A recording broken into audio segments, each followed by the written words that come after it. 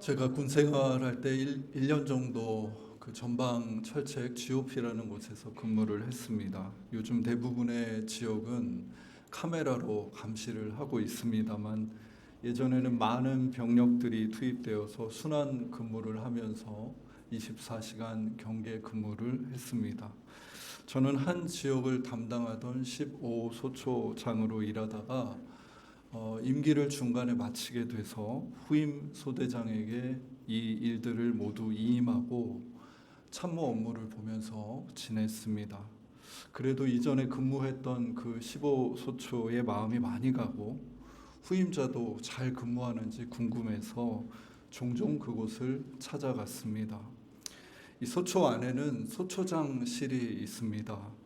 그 방에 앉아서 후임자와 천천히 차를 한 잔 나누면서 앉아 있다가 책상 위에 있는 낯선 모습을 보았습니다.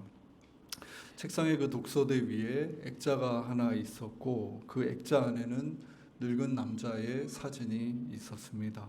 저는 차를 마시다가 말고 그 후배에게 아버님 사진이냐라고 물었습니다. 그랬더니 그 친구가 친아버지는 아니지만 자신이 믿는 참 아버지 문선명이라고 했습니다. 그는 통일교 신자였고 교주인 문선명의 사진을 그 방에 큰 액자에 해서 책상 위에 놓아뒀던 것입니다. 얼마 지나지 않아 그이가 결혼을 한다고 해서 아니 지금 군 생활이 2년 넘게 남았고 그대는 지금 전방에서 근무하면서 주중에 나갈 수도 없는 상황인데 왜 지금 결혼을 하냐 물었더니 통일교에서는 참 아버지인 문선명 교주가 정해준 사람과 결혼을 하고 본인도 이번에 열리는 합동 결혼식에서 정해준 여성과 결혼을 해야 한다는 것이었습니다.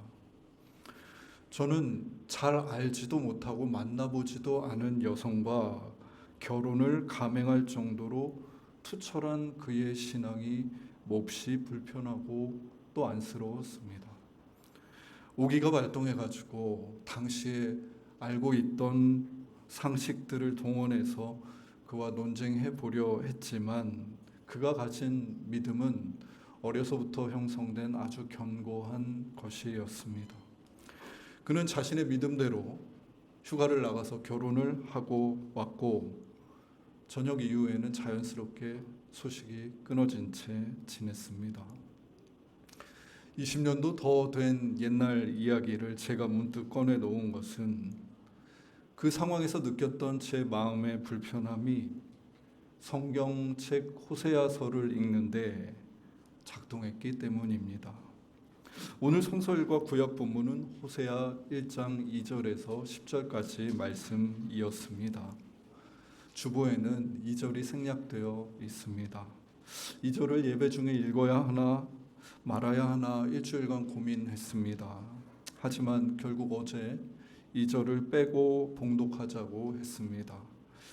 아이들과 청소년들이 함께 예배하고 있는 우리 교회의 특성상 2절 말씀이 아이들에게 온전하게 전해지지 않고 왜곡될 수 있겠다는 염려가 들어서입니다. 제가 생략된 2절을 읽어 보겠습니다. 여호와께서 처음 호세아에게 말씀하실 때 여호와께서 호세아에게 이르시되 너는 가서 음란한 여자를 맞이하여 음란한 자식들을 낳으라. 이 나라가 여호와를 떠나 크게 음란함이니라 하시니. 이 구약 성경 안에는 저 고대 시대에 구전된 그 말씀들 안에는 음란한 여인의 비유를 들어 하나님을 떠난 이스라엘 백성들의 모습을 종종 사용하며 말하였습니다. 사실 이 비유의 핵심은 음란함에 있으며 하나님과 인간의 그 일그러진 관계성에 있습니다만 이러한 맥락을 모두 고려하기 어려운 아직 발달 중인 아이들에게 여성에 대한 왜곡된 이미지를 줄 수 있다고 생각해서 함께 봉독하는 것은 철회하였습니다. 하지만 그렇게 본문을 읽지 않기로 철회하고 나서도 제 마음에 여전히 불편함이 남아있고 설교를 준비하기가 매우 어려웠습니다. 호세아 1장 처음 부분에서 하나님이 호세아에게 처음 말씀하시는 그 지점에서 하나님이 주신 명령이 매우 마음을 심란하게 했기 때문입니다. 가서 음란한 여자를 맞이하여 음란한 자식들을 낳으라는 그 명령이 2절에서 주어지는데, 이 명령에서 나타나는 하나님과 인간의 관계가 조금도 인격적이라고 느껴지지 않았기 때문입니다.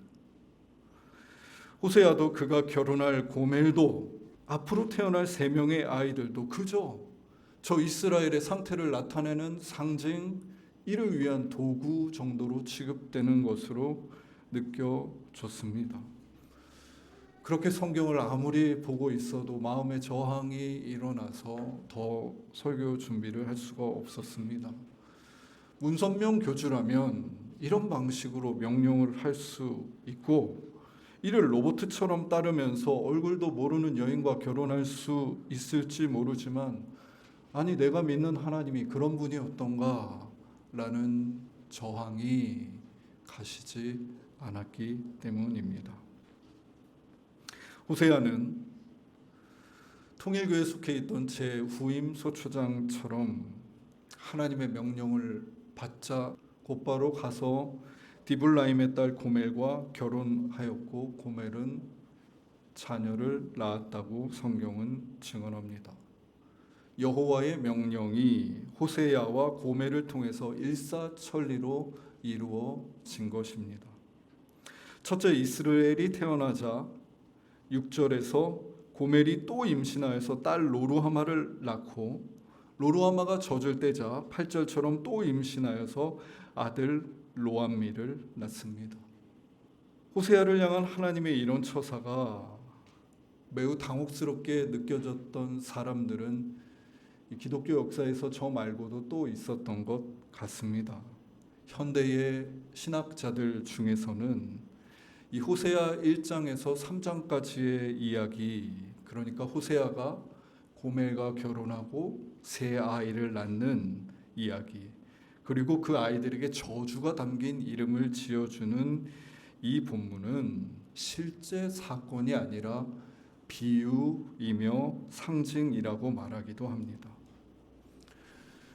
하지만 구약 예언서의 특징상 예언자들이 그런 방식으로 하나님께 비유나 환상 혹은 계시를 볼 때는 그것이 환상이며 천사나 하나님의 사자로부터 전해 들었던 이야기임을 분명히 밝히고 있는 맥락에서 보자면, 호세아서를 그저 상징이나 비유 정도로 치부하기에는 너무 근거가 부족하기도 합니다. 전통 신학이 고수해온 입장처럼 이것은 실제 있었던 일이다라고 생각하게 되는 것입니다. 저는 이 거두절미하고 단언적인 호세아의 본문을 실제 있었던 호세아에게 일어났던 사건으로 받아들여야 한다면, 우리가 절대로 기계적으로 그리고 아무런 거룩한 상상력 없이 본문을 읽어서는 안 되겠다고 생각했습니다. 우리는 먼저 호세아와 고멜의 결혼, 임신, 출산에 대해서 생각해 봐야 합니다. 여러분, 하나님의 명령을 따르고 있지만 정작 그 명령 안에 있는 이 두 사람은 로봇가 아니라 인간입니다. 아무리 가부장적인 사회에서 그저 선을 보고 남이 지정해준 사람과 결혼하는 제도가 있다 하여도 인간과 인간은 마음을 주고받는 존재로 지어졌고, 남자와 여자 사이에는 제도를 초월하는 마음이 오가는 것이 인지상정입니다. 호세아가 고멜을 찾아가서 내가 지금 하나님한테 이런 명을 받았으니까 음란한 당신과 결혼해야겠다 라고 말했다면 그 자리에서 따귀를 맞고 그저 이야기가 끝났을지도 모르겠습니다. 3절에는 이렇게 쓰여 있습니다. 이에 그가 가서 디블라임의 딸 고멜을 맞이하였더니 고멜이 임신하여 아들을 낳음에. 그러니까 호세아와 고멜 사이의 만남과 대화, 또 그들 사이에 충분히 오갔을 만한 감정의 교통에 대한 이야기는 오늘 본문 안에서 철저하게 생략되어 있지만 우리가 이 본문의 여백을 읽으면서 본문을 받아들여야 할 필요가 있는 것입니다. 고멜을 계속 묘사하고 있는 이 음란이라는 단어는 고멜 한 사람을 지칭하는 말이라기보다 그 당시 이스라엘 백성들을 둘러싸고 있는 전반적인 문화, 그 상황을 지칭하는 말입니다. 하나님이 아닌 당시 농경사회에 맞는 농사의 신 바알을 섬기고 바알을 의지하는 삶, 하나님이 아닌 많은 수확과 재물, 또 강대국들이 보여주는 창과 칼의 힘을 의지하려 하는 이스라엘 전반의 문화를 지칭하여 성경은 음란하다, 곧 하나님이 아닌 다른 것을 삶의 근원으로 삼고 의지하며 살고 있다라고 표현합니다. 그러한 조직적이고 거대한 시대 안에서 고멜이 어떻게 그런 지향과 모습을 가지고 살게 되었고, 그러한 시대 안에서 어떤 기쁨과 또 어떤 실패와 좌절들이 있었는지 호세아는 알아차려야 했습니다. 그 대화 끝에 호세아가 느끼는 하나님의 명확한 뜻은 분명했습니다. 고멜이 어떠하든지 그 사람을 사랑하는 것입니다. 내가 살아온 삶, 너의 생각, 너의 기쁨과 슬픔을 다 이해할 수 없을지라도 사랑하기로 결정하는 것이었습니다. 성경은 창세기에서부터 남자와 여자가 부모를 떠나 한 몸이 되라고 말합니다. 한 몸 됨의 신비, 이 결혼의 가장 근본적인 모습은 창세기에서 하나님이 창조와 함께 주신 남성과 여성의 본연의 관계성입니다. 그것은 너의 어떤 모습은 내가 받아들이지만 이거는 용납할 수 없다는 태도를 뜻하지 않습니다. 동체를 향해 끊임없이 나아가며 너의 희노애락, 생로병사를 사랑 안에 받아들이겠다는 결단을 말합니다. 여러분, 이것이 창세기로부터 하나님께서 이 땅의 모든 결혼에 요청하시는 사랑의 삶이며, 무엇보다 하나님이 우리 개개인을 사랑하시며 보여주신 삶이기도 합니다. 호세아는 고멜을 그와 같이 사랑하고 그와 결혼하며 사는 삶으로 하나님께 부름을 받은 것입니다. 고멜을 사랑하는 것이 곧 음란한 이스라엘, 고멜과 자신이 살고 있는 이 세상을 세심히 살피고 함께 아파하며 사랑하는 일과 다르지 않았습니다. 호세아는 그렇게 고멜과의 사이에서 1녀 2남을 얻습니다. 아이가 태어나서 엄마 아빠 품에 안기는 그 순간은 매우 경이와 신비로 가득 찬 순간입니다. 그 아이를 보면서 태중의 10개월간 아이를 품으면서 부모들은 이 아이의 이름을 무엇으로 정할까 고민하고 또 고민합니다. 그런데 호세아는 그 작고 가녀린 생명을 안고서 그 이를 이스르엘이라고 불러야 합니다. 여러분, 이스르엘은 하나님이 씨를 뿌리다라는 본디 좋은 뜻이었습니다. 하여 이스라엘이나 사마리아 산 그쪽에 있는 그 어떠한 평원의 이름을 이스르엘 평원이라 이름하기도 했습니다. 하지만 하나님이 씨를 뿌려 세워진 이스라엘 땅 안에는 북이스라엘의 학살의 역사가 담겨 있기도 했습니다.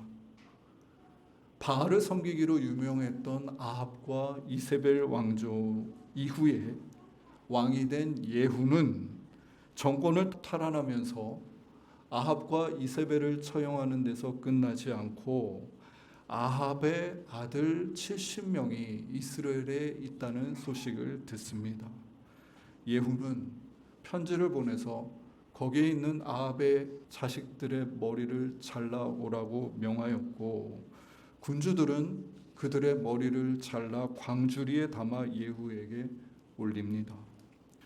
물론 예후라는 사람은 아합 정권을 무너뜨리기 위해서 하나님이 기름 부은 사람이지만, 그는 자신에게 주어진 임무를 넘어서 두려움과 이기심에 사로잡혀 과도한 학살을 자행했고, 오히려 이로 인해 하나님의 진노와 심판을 받게 됩니다. 이러한 역사적인 사건 이후에 이스라엘 하면 자연스럽게 사람들은 그 비옥한 평원에서 죽임당해 소반에 올려진 70개의 머리를 떠올리게 되었습니다. 호세아의 첫째 아들 이름이 그렇게 이스라엘로 정해집니다. 둘째는 딸이었는데 이름이 로루하마입니다. 루하마라는 히브리어는 자궁이라는 단어와 깊이 연관이 되어 있어서 어머니가 자기 자식에게 갖는 따뜻한 그 동정심을 나타내는 말입니다. 그런데 그 루하마라는 말 앞에 부정사 로를 붙여가지고 부모가 자식에게 가지는 이 근원의 동정심마저도 부정하는 상황을 그 이름에서 표현하고 있는 것입니다. 셋째 아이는 다시 아들이었는데 로암미입니다. 암미는 백성이란 뜻이고, 역시 그 말 앞에 부정사 로를 붙여서 백성이 아니다 라고 선포하고 있는 것입니다. 하나님께서 이집트에 있는 그 이스라엘 백성을 구원하시고 광야를 지나게 하시고 가나안 땅에 정착하여 살게 하신 명백한 그 모든 역사까지도 이제는 아니다 부정하는 상황에 이른 것입니다.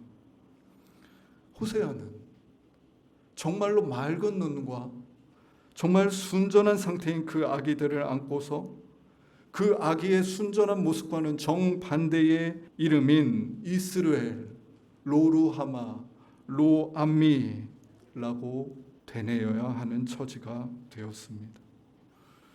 이 완벽한 역설적 상황 안에서 호세아는 아이들의 이름을 부를 때마다, 그리고 그 아이들이 해맑게 웃고 그 아이들의 순전한 모습을 깊이 깨달을 때마다 괴로움에 처합니다. 아이들은 자라서 아빠 내 이름이 뭐야? 라고 곧 물을 텐데 이 아빠가 어떤 궁색한 변명을 할 수 있단 말입니까? 호세아는 하나님이 주신 이 아이러니한 상황에 괴로워하며 하루하루를 살아갑니다. 여러분, 어떤 관계, 어떤 처지, 우리가 처한 어떤 상황은 우리의 영혼을 잠잠히 두지 않고 진동하게 합니다. 하나님의 뜻을 생생하게 느끼게 하고 하나님을 향해 탄식하며 절규하게 합니다. 그 역설적인 상황에서 우리가 내뱉는 탄식, 한숨, 간절한 부르짖음은 모두 다 우리의 온 몸과 삶으로 드리는 기도와 다름없습니다. 삶 자체가 전전긍긍하며 탄식하며 애타하면서 흔들리는 그 삶 자체가 하나님께 올려지는 기도가 되는 것. 호세아는 그러한 상황으로 결혼과 임신과 출산의 과정을 통해서 이끌리고 있었던 것입니다. 자식들의 이름을 부르면서 주님, 이 백성을 버리지 마시고 자비를 거두지 마십시오. 호세아의 삶은 하나님을 향한 간절한 기도가 됩니다. 이렇게 호세아의 삶을 보면서 그의 신앙생활이 도매한 신앙을 유지하기 위해 수도원에 들어가지 않았던 것을 목격하게 됩니다. 그의 신앙은 하나님에 의해서 삶의 한복판으로 이끌렸고 세상의 중심과 현실 가운데로 이끌렸고 그곳에서 보고 듣고 내게 침투하는 모든 괴로움과 아픔을 받아들이게 했고 그것을 품고 기도하게 했습니다. 우리 예수님께서도 신성 충만한 가운데 하늘에 계시지 않고 육체가 되어 이 땅에 계셨듯이 그리고 불의와 탐욕과 기득권과 그 권력에 절어서 하나님의 아들을 알아보지 못하는 세상에서 십자가에 못 박혀 죽임 당하셨듯이 호세아는 이 시대 한복판에 시대를 등지지 못하고 괴로워하는 한 사람이 되어 하늘을 향해서 외치고 있는 것입니다. 제가 오늘 설교를 하기 매우 힘들어했던 것은 우리 그리스도인의 삶의 자리가 편안하고 안락하고 만사가 형통한 그런 자리가 아니라 사랑으로 감싸 안아야 하는 자리, 사랑하여서 괴로워해야 하는 자리, 도저히 못하겠다고 짜증을 내다가도 하나님이 부르신 삶의 자리가 여기임을 확인하며 그 날들을 감내하고 견뎌야 하는 자리일 때가 많기 때문입니다. 예수 믿으면 무척 행복해지고 당신의 질병이 다 낫는다고 선포해도 부족할 판에 하나님은 호세아를 통해서 그리스도를 믿는 삶은 그러하지 않다고 말씀해 주십니다.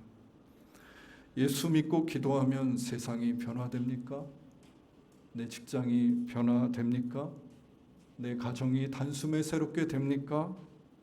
그리스도인들이 이 시대의 중요한 권력들을 잡으면 세상은 그리스도의 나라로 전복되며 세계는 새로운 땅이 됩니까? 보시다시피 아닙니다. 아닙니다. 그 방법은 하나님의 방법이 아닙니다. 예수님께서 예루살렘 성에 등극하지 않으시고 성문 밖 골고다에 매달리신 것처럼 그리스도인은 시대의 아픔을 나누어 짊어지고 괴로워하는 예수 그리스도의 자리로 초대받습니다. 우리 가정에, 우리 아이들에게, 나와 내 배우자와 내 친구들의 삶에 가득한 이 시대의 아픔과 문화를 함께 짊어지는 자리로 끊임없이 초대받고 있는 것입니다. 그러나 그것은 불행한 삶만은 아닙니다. 그 믿음 안에서 괴로워하며 기도하는 그리스도인들의 삶 가운데 간청하고 구하는 자에게 주시겠다고 약속하신 성령이 주어지기 때문입니다. 그 성령께서 우리로서는 만들어낼 수 없는 소망을 이 메마른 땅과 메마른 가슴에 품게 하여 주시고 또 하루를 내게 없는 소망을 붙들고 살아가도록 이끌어 주시는 것입니다. 성령님은 말씀하십니다. 나를 부르신 자리가 여기가 맞다고. 이 삶이 내가 져야 할 십자가이고 다른 곳이 아니라 바로 여기서 하나님의 구원이 나타날 것이라고 말입니다. 호세아는 그렇게 온 삶으로 애끓는 기도를 드리는 그리스도인의 삶을 살았습니다. 그리고 그런 호세아의 기도에 하나님은 이렇게 응답하십니다. 호세아 1장 10절 중반절입니다. 전에 그들에게 이르기를 너희는 내 백성이 아니라 한 그곳에서 그들에게 이르기를 너희는 살아계신 하나님의 자녀들이라 할 것이라. 더 이상 너희들은 내 백성이 아니야, 너희들에게 희망이 없어 라고 했던, 분명히 그 자리에서 온 삶으로 괴로워하며 이 시대와 아픔을 함께 품고 기도하는 호세아에게 이전에 없던 어떤 소망이 찾아든 것입니다. 내 백성이 아니라 한 그곳 로, 암미의 그 땅을, 아니 로를 빼고 다시 내 백성 암미라 하겠다고 하나님이 기도 가운데 마음을 바꾸시고 이 땅에 다시금 임하시며 역사를 이끌어 가시는 것입니다. 사랑이 있는 곳, 그 사랑 때문에 괴로움이 있는 곳, 그 괴로움을 안고 어쩔 수 없어가지고 탄식하며 하나님의 이름을 부르며 기도하는 그곳으로부터 하나님이 주시는 이 소망은 비로소 찾아옵니다. 십자가 위에 매달려 죽고 나서야 하나님이 보이신 부활의 은총과 신비가 이 땅과 예수 그리스도에게 나타났듯이 우리가 우리에게 주어진 사랑의 삶, 그로 인한 괴로움을 모두 안고 죽는 그 자리에서 하나님의 소망과 은총은 샘솟아날 것입니다. 여러분, 신앙생활은 이 시대와 이 땅과 사랑하는 내 곁에 있는 사람들의 아픔을 모두 다 안고 괴로워하며 기도하는 것입니다. 땅에서 진리가 솟아난다면 바로 그 괴로움을 안고 기도하는 한 사람이 있는 그곳으로부터일 것입니다. 기도드리겠습니다. 하나님, 어찌하여 우리의 삶이 여기까지 이끌렸습니다. 가만히 돌아보면 하나님과 무관하게 살아온 시간도 많은 것 같은데 하나님은 다시 한번 우리를 사랑해야 하는 자리로, 사랑을 결단해야 하는 자리로 초대해 주셨습니다. 사랑을 결단함으로 내 곁에 있는 이들의 아픔을, 그들의 괴로움을 함께 품고 또 이 시대 안에 잔존하는 괴로움과 아픔을 멸시하거나 무시하지 않고 함께 품으며 주님, 어떻게 해야 할지 모르겠습니다. 도무지 괴로움뿐입니다. 탄식하는 가운데 우리를 구원하시는 당신의 소망이 샘솟게 됨을 믿습니다. 주님, 호세아를 통해 약속하신 그 소망을 우리에게도 허락하여 주십시오. 괴로운 삶의 자리에서 탄식하고 신음하며 하나님의 이름을 여전히 부르고 있는 모든 그리스도인들의 삶의 순간에 그저 그의 모든 삶 24시간이 하나님을 향한 절기요 기도가 되어버린 그 모든 그리스도인들의 삶의 순간에 성령으로 임하여 주십시오. 예수님의 이름으로 기도드립니다. 아멘.